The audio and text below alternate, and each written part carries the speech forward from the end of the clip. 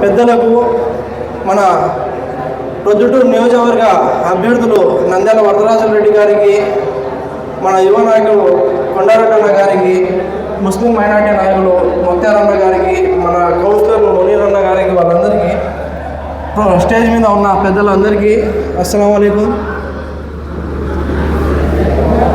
మనకు ప్రొద్దుటూరులో ఏ విధంగా మనం సాగుతున్నాము, ఏ విధంగా మనకు అరాచకాలు జరుగుతున్నాయనేది అందరికీ తెలుసు. ఈ అరాచకాలు అన్నీ మానుకోవాలి అంటే మనకు వరదరాజరెడ్డి గారు ఎమ్మెల్యేగా రావాలి. ఇంతకు ముందు జరిగే అరాచకాలకి అరికట్టిన నాయకుడు ఎవరంటే వరదరాజరెడ్డి గారే. మళ్ళీ అలాంటి అరాచకాలు ఇప్పుడు మళ్ళీ మొదలైనాయి. అలాంటి అరాచకాలకు ఫుల్ స్టాప్ పెట్టాలంటే మళ్ళీ వరదరాజరెడ్డి గారు నాయకత్వంలో రావాలి, ఎమ్మెల్యేగా గెలవాలి. ఇప్పుడు మన అందరు ముస్లిం సోదరులకు ఒక చిన్న డౌట్ ఉంది, బీజేపీతో పొత్తు. అదే కదా మనందరికీ డౌట్. బీజేపీతో పొత్తు మనం ఎందుకు పెట్టుకున్నామంటే ఈ వైసీపీ అరాచకాలకు ఎమ్మెల్యేల రూపాల్లో గుండాలు ఏ విధంగా మన ఆంధ్ర రాష్ట్రానికి ఏ విధంగా దోపిడీ చేసినారు.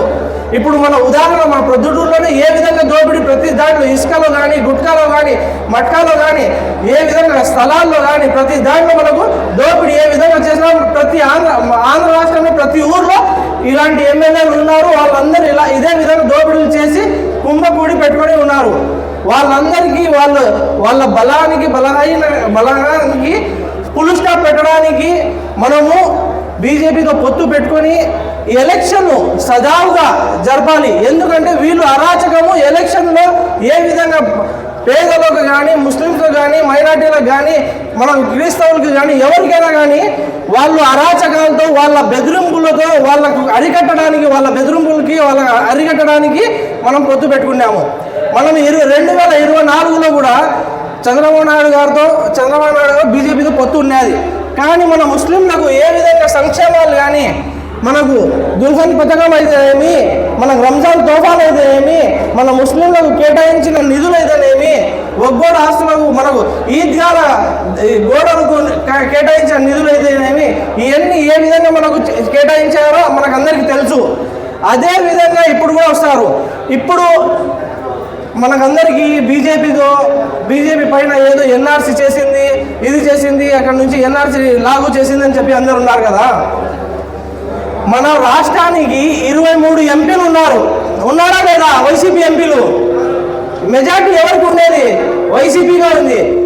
బీజేపీతో ఒకవేళ వాళ్ళు బిల్ పాస్ చేయడంలో వీళ్ళు సహకరించకపోయి ఉంటే మన ఆంధ్ర రాష్ట్రానికి ఏ విధంగా గుర్తింపు ఉండేది?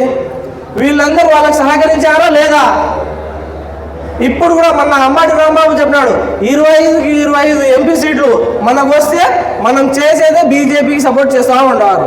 ఇప్పుడు పైన ఉండేది 2, కాంగ్రెస్, బీజేపీ. మనకు ఇక్కడ మనం పొత్తు దేనికి పెట్టుకున్నామని వాళ్ళు ఇండైరెక్ట్గా పెట్టుకున్నాము, మనం డైరెక్ట్గా పెట్టుకున్నాము.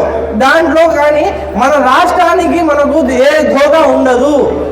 మన రాష్ట్రం వరకు మన ముస్లిమ్స్ మైనార్టీకి మన చంద్రబాబు నాయుడు అందించే సంక్షేమాలు కానీ, మన ముస్లిమ్స్కి అందించే ఏదైనా నిధులు కానీ దాంట్లో ఏ ధోకా ఖచ్చితంగా ఉండదు. దానికి ఇంకా వివరణ కావాలంటే మన ప్రతి ఒక్కరూ మనం ఏ విధంగా ఉంది దానికి కనుక్కొని మనము ఖచ్చితంగా మనం చేసి 2 ఓట్లకు మనము ప్రొద్దుటూరులో మనము ఎమ్మెల్యేకి అయితేనేమి, ఎంపీకి అయితేనేమి ఈ 2 ఓట్లు మన ప్రతి ఒక్క 2 ఓట్లు సైకిల్ గుర్తుకు వేసి గెలిపించుకుందాము. దీంట్లో మనకు ధోకా ఏమీ ఉండదు. ఇది గుర్తుపెట్టుకోండి. ఇప్పుడు మనం మౌజన్లకు, ఇమాములకు గౌరవవేతనం వస్తుంది. ఏ విధంగా వస్తుంది? ఇప్పుడు మొత్తం 6 నెలలకు ఒకసారి, 3 నెలలకు ఒకసారి, 5 నెలలకు ఒకసారి ఎక్కడి నుంచి తేవాలయ్యా? మేమంతా మసీదులకు ఇన్కమ్ సోర్సులు ఉన్నాయా? ఏమన్నా ఇమాములకు నెల ఇవ్వడానికి చందాలు వసూలు చేసుకొని తీసుకుంటాము. మన 6 నెలలకు మనిషికి ఎప్పుడు అవసరం ఉంటే అప్పుడు ఇవ్వకుండా 6 నెలలకు ఒకసారి, 5 నెలలకు ఒకసారి అతనికి ఎప్పుడు బుద్ధి పడితే అప్పుడు రాష్ట్రంలో అప్పులు చేసి ఇది తాకట్టు పెట్టి అది తాకట్టు పెట్టి మొత్తం అప్పులు చేసి మొత్తం మన డబ్బులు మనకి ఇస్తున్నాడు. ఆ అప్పుల భారం మన మీద పోస్తున్నాడు. కరెంటు ఛార్జీలు అయితే ఏమి, మన జనరల్ స్టోర్స్ మొత్తం మన సరుకులు అయితేనేమి ప్రతి ఒక్క దానికి రేట్లు పెరిగి ప్రతి ఒక్క దానికి మొత్తం అంతా హై రేట్స్ చేసేసి మన మీద భారం బస్సు చేస్తున్నాడు. దీనికంతా అరికట్టాలంటే మనం సైకిల్ గుర్తుకు ఓటు వేసి మనం గెలిపించుకొని మనం నెక్స్ట్ మన ఫ్యూచర్ ఏమనేది మన చేతిలో మనం ఉంది, మన ఓటు హక్కుతో మనం డిసైడ్ చేసుకొని ఖచ్చితంగా మనం సైకిల్ గుర్తుకి ఓటు వేద్దాం, గెలిపించుకుందాం. Thank you.